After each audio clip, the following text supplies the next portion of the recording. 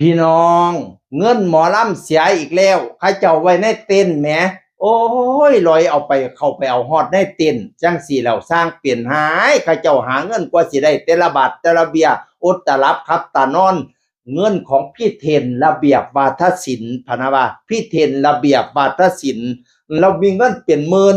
เงินพวกมาไล่เงินหยังก็ใส่ไว้ในกระเป๋านี่ล่ะแล้วก็กระเป๋าน่ะไปไว้ในเต็นท์ของท็อปนารากรพี่น้องเอ๋ยก็เข้าใจว่า เต้นท็อปนี่ปลอดภัยสิบ่มีผู้ใดไปลวงเนาะแล้วก็พากันขึ้นเทิงห้านเทิงเวทีบัดเนี่ยลงมาแล้วโอ้ยเงินเสียไปจากมือหนึ่งแล้วรับไปนับมาน่ะเสียประมาณ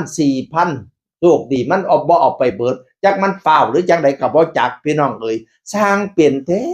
สร้างเป็นขี้ลักขี้ขโมยจังสี่แท้พี่น้องเอ้ยจังสี่ล่ะข้าเจ้าก็เลยบ่อยากให้ FC ทั้งหลายน่ะเข้าไปหลังห้านเพราะข้าเจ้าเป็นเต้นไผเต้นมันบัดยามข้าเจ้าว่าขึ้นแสดงบ่มีผู้ใดเฝ้าในเต้นแม่นบ่ล่ะบัดนี้ซุ่มทั้งอื่นทั้งเข้าไปหลังห้านข้าเจ้าก็มองว่ามันบ่ปลอดภัยล่ะเนาะฉะนั้นแล้วเฮาเบิ่งเฮาก็เบิ่งทั้งหน้าปูนอย่าลวงฮอดหลังห้านซะเถาะมันเป็นเขตของเขามันเป็นแดนของเขาเขาอยู่เต้นไผเต้นมันเขาของ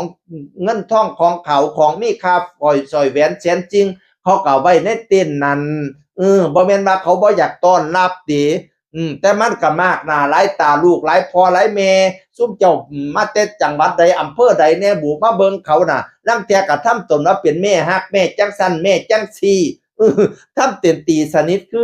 คือเขามาหลังห้านเขาน่ะจังสิล่ะมันบ่ปลอดภัย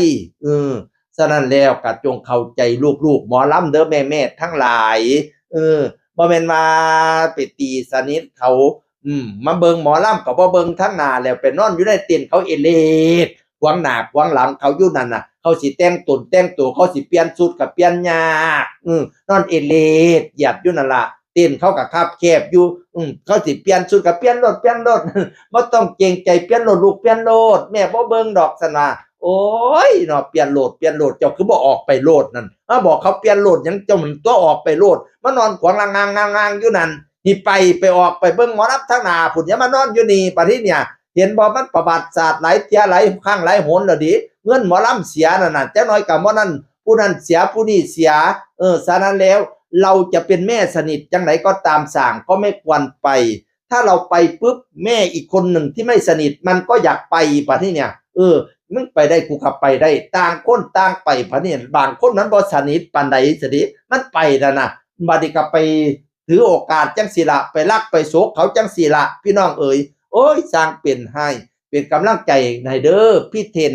ระเบียบวาทศิลป์ไปเสียอยู่เต้นของท็อปนรากรก็ว่าเป็นทอมพระอันเต้นพระเอกชื่อดังคือสิบ่มีคนกล้าลวงดอกติเนาะที่ไหนได้โอ้ยจักแมวตัวใดบ่มันเข้าไปนั่นฉะนั้นละรักษาให้ดีๆเด้อลูกๆเอ้ยเงินค้ำกำแก้วหายากเมียนมัดอัดฮีให้ดีๆเป็นกำลัง